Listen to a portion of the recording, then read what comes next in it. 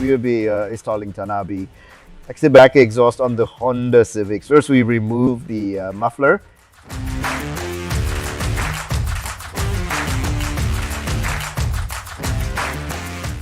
Here's our Tanabe muffler. We are fabricating the pipings.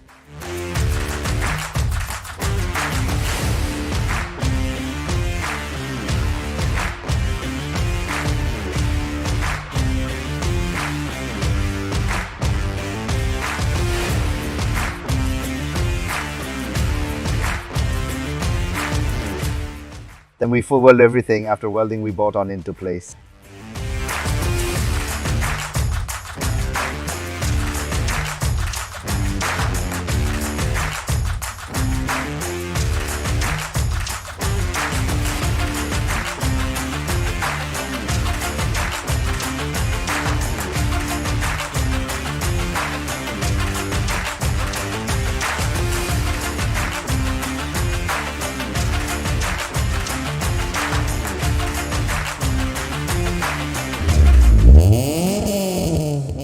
That's the sounds of the Tanabe medallion.